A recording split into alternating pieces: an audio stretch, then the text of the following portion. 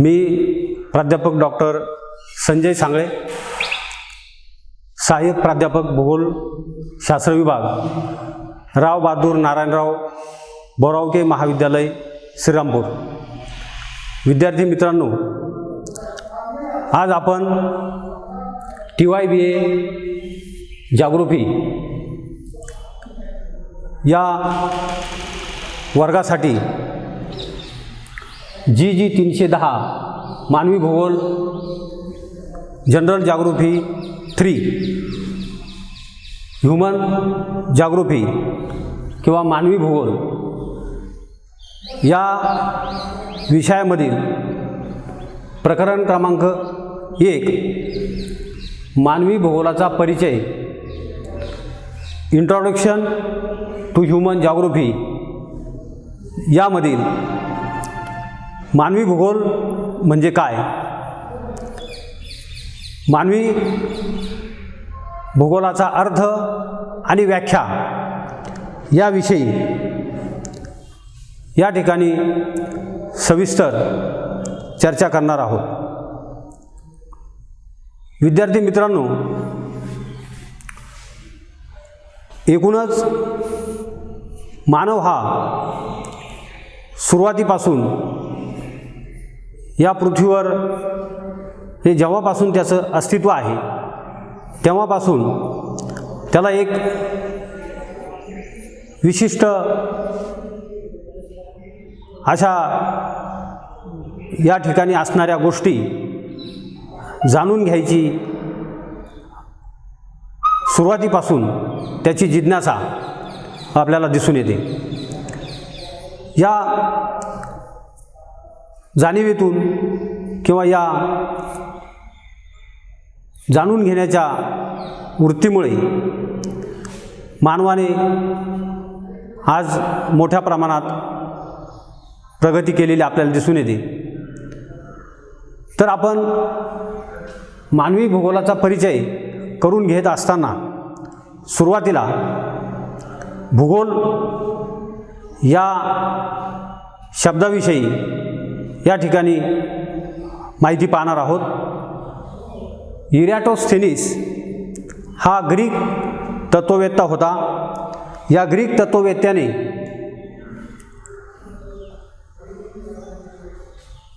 Greek भूगोलकाराने सुरुवातीला पहिल्यांदा जागृफी या शब्दाचा सर्वप्रथम शब्दप्रयोग केलेला आपल्याला दिसून येतो। हे इसवी सन पूर्व 3ऱ्या शतकामध्ये भूगोल हा शब्द सर्वप्रथम इरॅटोस्थेनीस या ग्रीक तत्ववेत्त्याने या ठिकाणी वापरलेला आपल्याला दिसून येतो। यामध्ये जागृफी हा जो शब्द आहे हा कसा तयार झाला, या शब्दाची फोड जर आपण केली तर भूगोल म्हणजे काय हे आपल्या लक्षात येतं। या ठिकाणी जिओ म्हणजे पृथ्वी आणि ग्राफी म्हणजे वर्णन, या दोन शब्दापासून हा जागृफी हा शब्द तयार झालेला दिसून येतो। जिओग्राफी म्हणजे पृथ्वीचे वर्णन अशा प्रकारची व्याख्या ही या ठिकाणी आपल्याला इरॅटोस्थेनीसने इसवी सन पूर्व 3ऱ्या शतकामध्ये केलेली दिसून येते। यानंतर इरॅटोस्थेनीसनंतर अनेक भूगोल अभ्यासक पुढे आले। यामध्ये प्राचीन काळामध्ये जर आपण पाहिलं तर ग्रीक हे सुरुवातीला अग्रेसर होते भूगोलाच्या अभ्यासामध्ये। रोमन लोक त्यानंतर भूगोलाच्या अभ्यासामध्ये आलेले आपल्याला दिसून येतात। मध्ययुगीन काळामध्ये अरब लोकांनी भूगोल या विषयाचा विकास केलेला दिसून येतो। आधुनिक काळामध्ये फ्रेंच, जर्मन, ब्रिटिश, अमेरिकन इत्यादी भूगोलकारांनी या ठिकाणी भूगोलाचा विकास केलेला आपल्याला दिसून येतो। म्हणजे या भूगोलाच्या विकासाला हातभार लावण्यामध्ये ह्या सर्व लोकांनी महत्त्वाचा वाटा या ठिकाणी उचललेला आपल्याला दिसून येतो। 21व्या शतकामध्ये मात्र भूगोलाचं या ठिकाणी आधुनिक भूगोलामध्ये रूपांतर झालेलं आपल्याला दिसून येतं। भूगोलाला मॉडर्न जॉग्राफी हे रूप प्राप्त झालं। त्याचं कारण असं आहे की फ्रेंच, जर्मन, ब्रिटिश, अमेरिकन हे जे शास्त्रज्ञ होते, हे जे भूगोल अभ्यासक होते, भूगोल तत्ववेत्ते होते, फिलॉसॉफर होते, यांनी या ठिकाणी भूगोलाला एक आधुनिक स्वरूप प्राप्त करून देण्याचं काम या ठिकाणी केलेलं आपल्याला दिसून येतं। विद्यार्थी मित्रांनो, आज आपण जर पाहिलं तर GIS हे जॉग्राफिकल इन्फॉर्मेशन सिस्टम किंवा ज्याला आपण भौगोलिक माहिती प्रणाली असं म्हणतो, या तंत्रज्ञानाचा वापर हा आज सर्वत्र होताना आपल्याला दिसत आहे। या तंत्रज्ञानाच्या माध्यमातून आपल्याला वेगवेगळ्या प्रकारच्या या ठिकाणी आधुनिक अशा अभ्यासाची या ठिकाणी आपल्याला भूगोलाला जोड मिळालेली दिसून येते। त्यानंतर GPS हे जॉग्राफिकल पोझिशनिंग सिस्टम, तर हे GPS म्हणजे भौगोलिक स्थान निश्चितीकरण प्रणाली या माध्यमातून आज संपूर्ण जगभर या ठिकाणी आपण क्रांती झालेली पाहतो। मोबाईलमध्ये सुद्धा आपल्याला GPS बघायला मिळतं, मॅप बघायला मिळतो। त्यानंतर ओला, उबेर असे जे वाहतुकीची जी साधनं आहेत त्यामध्ये किंवा अनेक 4 व्हीलर, 2 व्हीलर किंवा सर्वच वाहनांमध्ये GPSचा वापर होताना आपल्याला दिसतो। तर हा GPS म्हणजे हे एक अतिशय स्थान निश्चिती अशा प्रकारची करणारी एक यंत्रणा किंवा तंत्रज्ञान या ठिकाणी विकसित झालेलं आहे आणि ते भूगोलाच्या अभ्यासामध्ये महत्त्वाचं मानलं गेलेलं आहे। त्यानंतर रिमोट सेन्सिंग हे आधुनिक तंत्रज्ञान या ठिकाणी आपण भूगोलामध्ये आलेलं पाहतो। या रिमोट सेन्सिंग किंवा सुदूर संवेदनाच्या माध्यमातून या ठिकाणी मोठ्या प्रमाणात आज क्रांती झालेली दिसून येते। विशेषतः दळणवळण क्षेत्र असेल, संरक्षण क्षेत्र असेल, यासाठी हे तंत्रज्ञान महत्त्वाचं आहे किंवा संशोधनासाठी हे तंत्रज्ञान अतिशय महत्त्वाचं या ठिकाणी त्याला महत्त्व प्राप्त झालेलं आपल्याला दिसून येतं। अशा प्रकारे एकूणच भूगोलामध्ये या ठिकाणी आधुनिकपणा आलेला दिसून येतो। म्हणजे हे झालं भूगोल याविषयी या ठिकाणी आपण एक आढावा घेतलेला आहे। त्यानंतर आपण पाहतो की या अभ्यासातून पुढे भूगोलाच्या शाखा निर्माण झाल्या। सुरुवातीला जी शाखा निर्माण झाली ती म्हणजे प्राकृतिक भूगोल किंवा फिजिकल जॉग्राफी। तर प्राकृतिक भूगोलामध्ये सुरुवातीपासून या ठिकाणी संशोधन झालेलं आपल्याला दिसून येतं। प्राकृतिक भूगोलामध्ये फिजिकल जॉग्राफीमध्ये पर्वत, पठार, मैदानं म्हणजे भूपृष्ठाचा अभ्यास केला गेला। त्यानंतर जमिनीचे प्रकार, हवामानाचा अभ्यास, त्यानंतर भूरूपशास्त्र त्याचा अभ्यास या ठिकाणी या विषयामध्ये सुरुवातीपासून झालेला आपल्याला दिसून येतो। त्याच्या अनुषंगाने वेगवेगळ्या शाखा या ठिकाणी निर्माण झालेल्या दिसून येतात। मानवी भूगोल ही भूगोलाची दुसरी शाखा या ठिकाणी निर्माण झालेली आपल्याला पाहायला मिळते। मानवी भूगोल किंवा ह्युमन जॉग्राफी ही भूगोलाची जी शाखा आहे या शाखेमध्ये मानवाला केंद्रस्थानी मानलेलं आहे। मानवाला केंद्रस्थानी मानलेलं आहे कारण मानवाचा या ठिकाणी अभ्यास केला जातो। या बाबतीमध्ये या ठिकाणी फ्रेडरिक रॅटझेल, जीन्स ब्रुन्स, एडवर्ड हंटिंग्टन यांनी या मानवी भूगोलाच्या संदर्भामध्ये या ठिकाणी अभ्यास केलेला दिसून येतो. रिचर्ड हार्टशॉर याने तर नेचर ऑफ जॉग्राफी हा ग्रंथ प्रकाशित केलेला आहे. हे नेचर ऑफ जॉग्राफी, आणि यामध्ये मानवाला या रिचर्ड हार्टशॉरने केंद्रबिंदू मानलेला आहे. म्हणजे मानवी भूगोलाचा मानव हा महत्त्वाचा केंद्रबिंदू आहे, किंवा मानवाच्या संपूर्ण जीवनाचा अभ्यास ज्या शास्त्रामध्ये केला जातो ते शास्त्र म्हणजे मानवी भूगोल. अशा प्रकारे मानवी भूगोलाच्या शाखेचा या ठिकाणी उदय झालेला आपल्याला दिसून येतो. त्यानंतर आपण पुढे पाहतो की फ्रेडरिक रॅटझेल याला मानवी भूगोलाचा जनक मानलेला आहे. फ्रेडरिक रॅटझेल हे जर्मन विचारवंत होते. त्यांनी मानवाच्या अभ्यासाला या ठिकाणी केंद्रस्थानी मानलेला आहे, आणि त्या दृष्टिकोनातून मानवी जीवनावर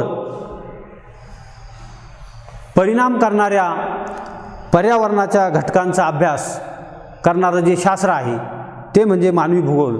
अशा प्रकारे या ठिकाणी फ्रेडरिक रॅटझेलने मानवी भूगोलाचं महत्त्व सांगताना व्याख्या केलेली दिसून येते. तर यामध्ये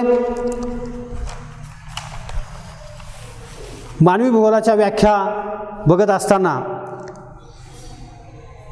दुसरी जी व्याख्या या ठिकाणी केलेली आहे ती म्हणजे कुमारी एलन सेम्पल. कुमारी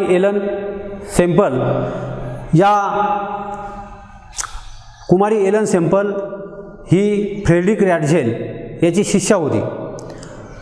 कुमारी एलन सेम्पल हिने सुद्धा या ठिकाणी मानवाला केंद्रबिंदू मानून अभ्यास सुरू केलेला होता, आणि हा अभ्यास सुरू करताना त्यांनी असं म्हटलं, मानवी भूगोलाची व्याख्या केली की क्रियाशील मानव व अस्थायी पृथ्वी. म्हणजे मानव हा या ठिकाणी क्रियाशील आहे आणि पृथ्वी ही अस्थिर आहे.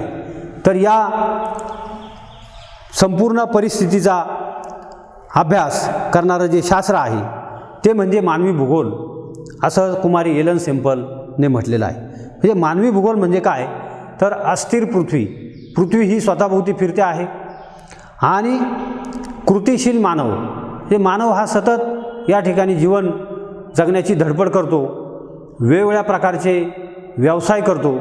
हे व्यवसाय मानवाने आपलं जीवन जगण्यासाठी सुरू केलेले आहेत. उदाहरणार्थ मानवाला सुरुवातीला शेतीचा शोध लागला, शेती व्यवसाय सुरू केला. त्यानंतर मानवाने या ठिकाणी पशुपालन व्यवसाय सुरू केला, मानवाने खाणकाम व्यवसाय सुरू केला. तर हे वेगवेगळे जे व्यवसाय आहेत हे मानवाने या ठिकाणी सुरू केले. म्हणून मानव हा काय आहे, कृतिशील आहे, असं कुमारी एलन सेम्पलने म्हटलेलं आहे. आणि पृथ्वी अस्थिर आहे, पृथ्वी स्वतःभोवती फिरते, स्वतःभोवती फिरता फिरता सूर्याभोवती फिरते. म्हणून या संपूर्ण परिस्थितीचा अभ्यास करणारं जे शास्त्र आहे, किंवा पृथ्वी आणि मानव, पृथ्वी म्हणजेच या ठिकाणी असणारं पर्यावरण, नैसर्गिक घटक आणि मानव यांचा जो परस्पर संबंध आहे याचा अभ्यास करणारं जे शास्त्र आहे त्याला या ठिकाणी मानवी भूगोल असं म्हणायचं, अशी व्याख्या कुमारी एलन सेम्पलने केलेली आपल्याला दिसून येते. त्यानंतर यामध्ये आणखीन जी भर घातलेली दिसून येते या अभ्यासामध्ये, तर 1882 फ्रेडरिक रॅटझेल यांनी संपूर्ण मानवी जीवनावर या ठिकाणी एक ग्रंथ लिहिलेला आहे. 1882 हा जो ग्रंथ लिहिला त्याचं नाव आहे अँथ्रोपोजॉग्राफी. या अँथ्रोपोजॉग्राफीमध्ये संपूर्ण मानवाच्या सामाजिक सांस्कृतिक जीवनाचा अभ्यास या ठिकाणी फ्रेडरिक रॅटझेलने केलेला दिसून येतो. म्हणून फ्रेडरिक रॅटझेलला मानवी भूगोलाचा जनक असे मानले जाते. फादर ऑफ ह्युमन जॉग्राफी, हा मानवी भूगोलाचा जनक म्हणून फ्रेडरिक रॅटझेल याला महत्त्व प्राप्त झालेलं आपल्याला दिसून येतं. त्यानंतर या मानवी भूगोलाच्या ज्ञानामध्ये आणखीन भर टाकण्याचं काम जे केलेलं दिसून येतं ते म्हणजे Vidal de la Blache. Vidal de la Blache यांनी या ठिकाणी प्रिन्सिपल्स जॉग्राफिक ह्युमेन नावाचा ग्रंथ लिहिला आणि या ग्रंथामध्ये संपूर्ण मानवी जीवनाचा, मानव कोणकोणते कामं करतो, तो कशा प्रकारे निसर्गावर अवलंबून आहे किंवा निसर्ग आणि मानव यांचा परस्पर संबंध कसा आहे हे या ठिकाणी विस्तृत प्रमाणामध्ये या ग्रंथामध्ये मांडणी केलेली आपल्याला दिसून येते. त्यानंतर जीन्स ब्रुन्स यांनी 1901 मध्ये या ठिकाणी मानवाच्या अभ्यासावर एक ग्रंथ लिहिला आणि मानवी भूगोलाच्या विकासामध्ये भर टाकलेली दिसून येते. जीन्स ब्रुन्स यांनी जॉग्राफिक ह्युमेन नावाचा जो ग्रंथ लिहिलेला आहे, हा ग्रंथ जो आहे यामध्ये संपूर्ण मानवी जीवनाचा या ठिकाणी अभ्यास केलेला दिसून येतो. मानवाचे आर्थिक जीवन, सामाजिक जीवन, सांस्कृतिक जीवन, ऐतिहासिक जीवन याच्या विश्लेषणाचे परिणाम या ग्रंथामध्ये जीन्स ब्रुन्सने केलेले आपल्याला दिसून येते. त्यानंतर मानवी भूगोलामध्ये नैसर्गिक परिस्थिती व मानव यांना महत्त्वाचे स्थान या ठिकाणी दिलेले आपल्याला दिसून येते. मानवी भूगोलाच्या या विकासामध्ये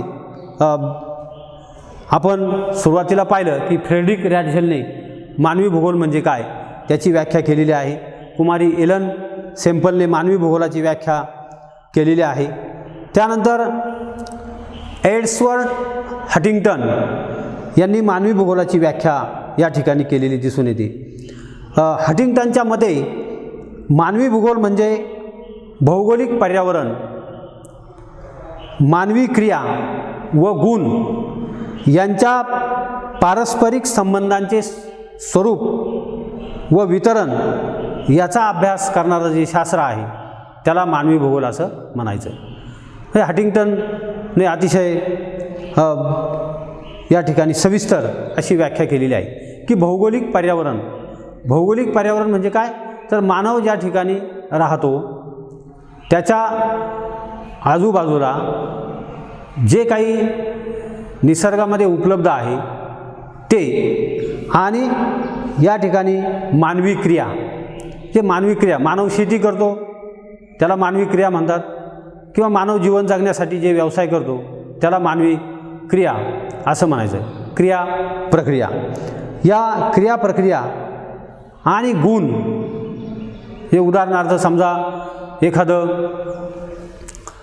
माळरान आहे, त्या माळरानावर मानवाने त्या ठिकाणी कसरत करून शेती केली तर हे झाले मानवाचे त्या ठिकाणी असलेले गुण, म्हणजे याचा अभ्यास त्या ठिकाणी केला जातो. अशा प्रकारे मानव आणि पर्यावरण यांच्या परस्पर संबंधांचा अभ्यास हा मानवी भूगोलामध्ये केला जातो अशी व्याख्या या ठिकाणी हंटिंग्टनने केलेली आपल्याला दिसून येते. त्यानंतर मानवी भूगोलाच्या अध्ययनामध्ये आणखीन ज्या व्याख्या या ठिकाणी आहेत त्या आपण पाहणार आहोत. व्हाईट व रेनर यांनी एक मानवी भूगोलाची व्याख्या या ठिकाणी सांगितलेली आहे. मानवी भूगोलामध्ये पृथ्वीच्या पृष्ठभागाला अनुसरून मानवी समाजाचे अध्ययन ज्या शास्त्रामध्ये केले जाते त्याला मानवी भूगोल असे म्हणतात. म्हणजे पृथ्वीच्या पृष्ठभागावर पर्वत, पठार, मैदानं, नद्या, समुद्र हे जे आहे याला अनुसरून या ठिकाणी अखिल मानवजातीचा अभ्यास करणारं जे शास्त्र आहे त्याला मानवी भूगोल असं म्हणायचं अशी व्याख्या व्हाईट व रेनर यांनी केलेली आपल्याला दिसून येते. त्यानंतर पुढची व्याख्या आहे W.M. डेव्हिस. W.M. डेव्हिस यांनी असं म्हटलेलं आहे की मानवी भूगोल म्हणजे नैसर्गिक पर्यावरण व मानव क्रिया यांच्यातील परस्पर संबंध फक्त अध्ययनामध्ये नसून पृथ्वी तलावरील प्रदेशांचे देखील या ठिकाणी अध्ययन केले जाते, अशी व्याख्या ही W.M. डेव्हिस यांनी केलेली आपल्याला दिसून येते. त्यानंतर डिकेन व पिट्स यांनी मानवी भूगोलाची व्याख्या केलेली आहे. मानवी भूगोलामध्ये मानव व त्याची कार्य यांचा अभ्यास प्रामुख्याने केला जातो, अशी व्याख्या या ठिकाणी डिकेन व पिट्स यांनी केलेली आपल्याला दिसून येते. त्यानंतर झिन ब्रुईन्स यांनी मानवी भूगोलाची व्याख्या केलेली आहे. त्यांच्या मते मानवी क्रिया व प्राकृतिक भूगोलाची दृश्य, तर प्राकृतिक भूदृश्य किंवा प्राकृतिक भूगोलाची दृश्य म्हणजे पर्वत, पठार, मैदानं, नद्या, समुद्र यांचा या ठिकाणी आपल्याला उल्लेख करता येईल. तर मानवी क्रिया व प्राकृतिक भूदृश्य यांच्या परस्पर संबंधांचा अभ्यास करणारं जे शास्त्र आहे त्याला मानवी भूगोल म्हणायचं, अशी झिन ब्रुईन्स यांनी व्याख्या केलेली आहे. त्यानंतर प्रोफेसर एम्ब्रिज जोन्स यांनी मानवी भूगोलाची व्याख्या या ठिकाणी केलेली दिसून येते. त्यांच्या मते मानवाच्या बहुविध अंगापैकी जी अंगे सतत बदलणाऱ्या मानव व निसर्ग यांच्यातील परस्पर संबंधांचा अभ्यास म्हणजे मानवी भूगोल. तर या ठिकाणी विशिष्ट प्रकारचे निसर्गचित्र हे प्रोफेसर जोन्स यांनी निर्माण केलेलं आपल्याला दिसून येतं. निसर्गचित्र मानव काय करतो, निसर्गचित्र निर्माण करतो. म्हणजे या ठिकाणी मानवाने आपला सामाजिक सांस्कृतिक विकास करताना वेगवेगळ्या प्रकारचे सांस्कृतिक भूदृश्य निर्माण केलेले आहेत. तर यांचा आणि नैसर्गिक घटकांचा या ठिकाणी अभ्यास प्रामुख्याने केला जातो, अशा प्रकारची व्याख्या ही प्रोफेसर जोन्स यांनी केलेली दिसून येते. त्यानंतर लेबॉन यांनी मानवी भूगोलाची व्याख्या या ठिकाणी केलेली आहे. मानव व पर्यावरणाशी संबंधित समस्या यांचा अभ्यास करणारं शास्त्र म्हणजे मानवी भूगोल, अशी व्याख्या या ठिकाणी लेबॉन यांनी केलेली आहे. त्यानंतर प्राध्यापक डॉक्टर कॉक्स यांनी मानवी भूगोलाची व्याख्या करताना असं म्हटलेलं आहे की पृथ्वीवरील चल आणि अचल, चल म्हणजे मानव हा कृतिशील आहे किंवा मानव हा हालचाल करतो.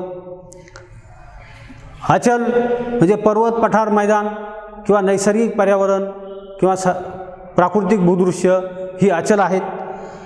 यांच्या अभिक्षेत्रीय आकृतिबंधाचे वर्णन व स्पष्टीकरण हा मानवी भूगोलाचा खऱ्या अर्थाने अभ्यासाचा विषय आहे, अशी व्याख्या या ठिकाणी केलेली आपल्याला दिसून येते.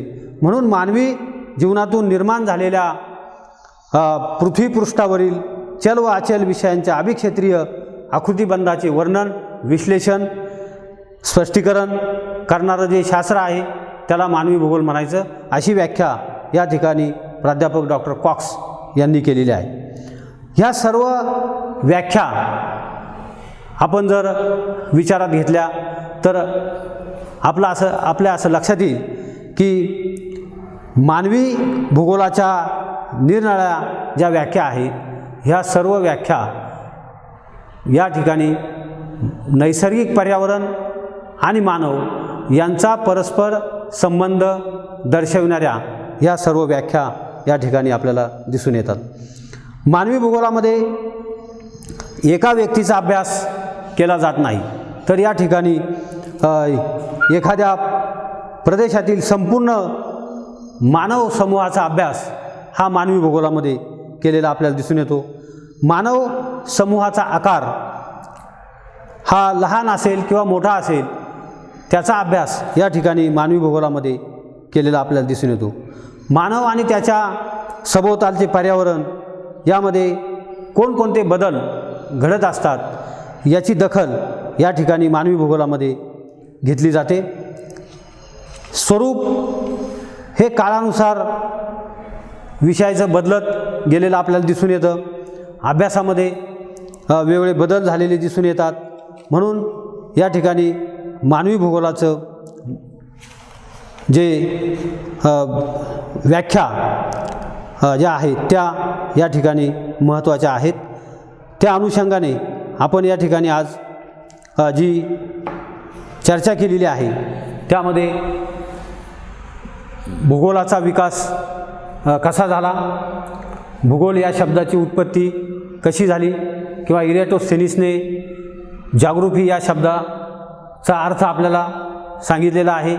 पृथ्वीचे वर्णन म्हणजे भूगोल।